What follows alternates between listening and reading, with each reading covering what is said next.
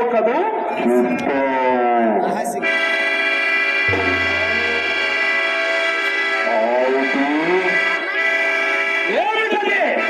అక్క మనము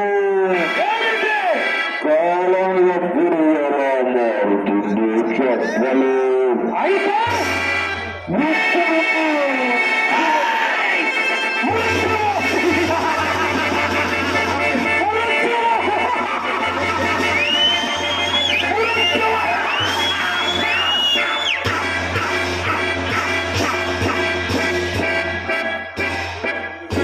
ఇంకెక్కడి మృత్యురా కాపాలి, ఇంకెక్కడి మృత్యువు. మృత్యు కూడా నా ఆత్మ శిరసావహించాల్సిందే, లేదా మృత్యువుకు సైతం నృత్యం నేర్పించగలని.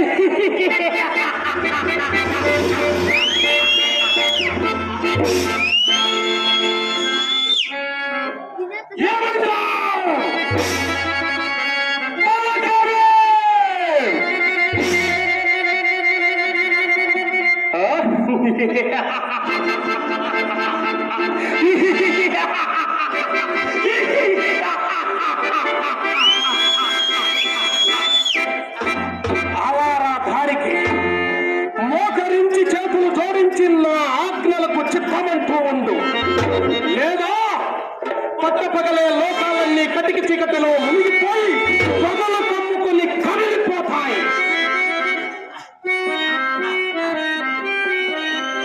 అగ్ని జ్వాలల నాలుగులు చాపుకుని వచ్చి నిన్ను సింహాసనాన్ని భస్మీకరణం చేసి వస్తాయి.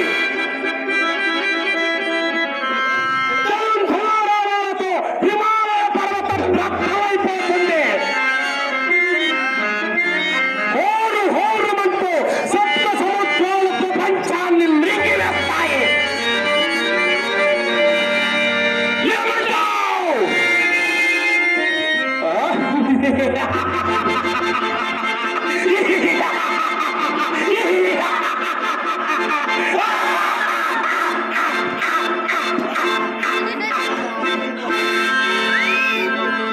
భయపడిపోయింది, శక్తి భయపడిపోయింది. ఈ పకీరు వికట హాసాలకు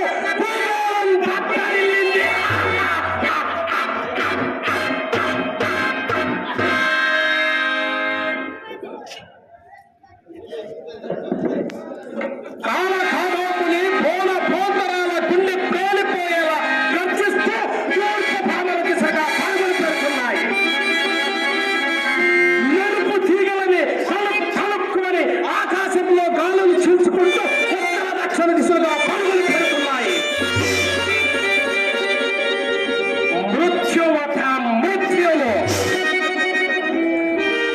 ఈ మంత్రశక్తిని సాధన చేయడం చేత కాక ఎందరో ఫకీరులు అపజయం పొంది నల్లల్లా మాడి బూడిదయ్యారు.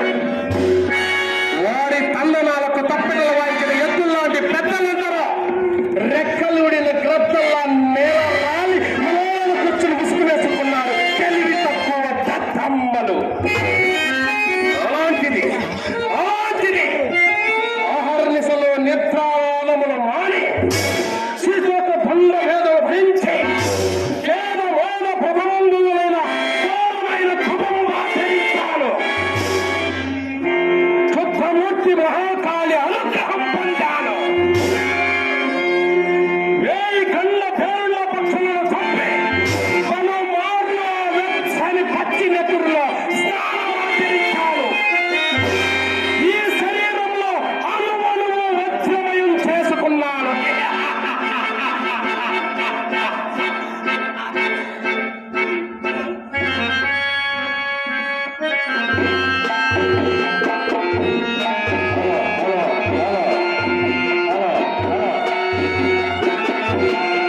ఇక ఈ ఫకీరుకు జయమే కానీ భయం లేదు, సుఖమే కానీ దుఃఖం లేదు. ఈ ఫకీరు జయారుల బాధన జయించిన నిత్య యవ్వనుడు. నిత్య యవ్వనుడు. చావు పుట్టుకున్న అతీతుడైన కారణజన్ముడు.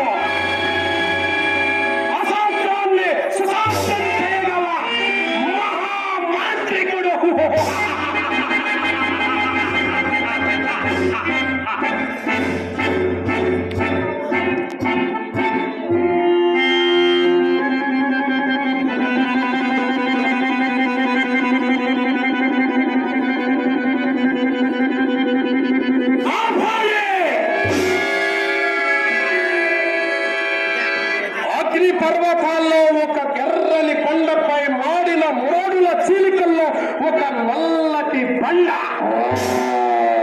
దాని అడుగు భాగముల కొన్ని చీడ పురుగులు. ఆ పురుగులే రాజ్యకాంక్ష కలిగిన రారాజుల ప్రాణాలు. వారిని, వారి సైన్యాన్ని తల్లితీరా పఠించు. జావ్, జావ్, జై జావ్.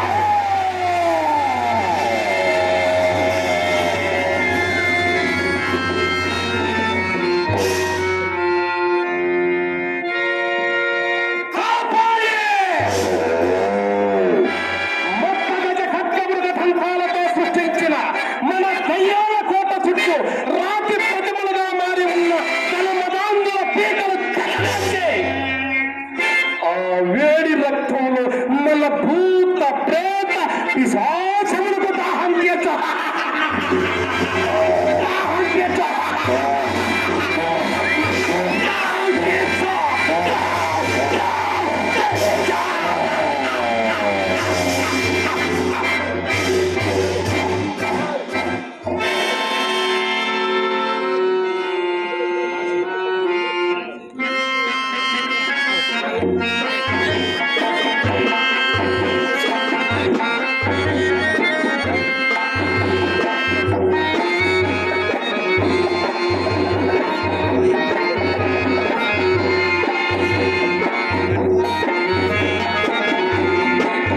ఇక జీవితమంతా మదిర మగువ. సంగం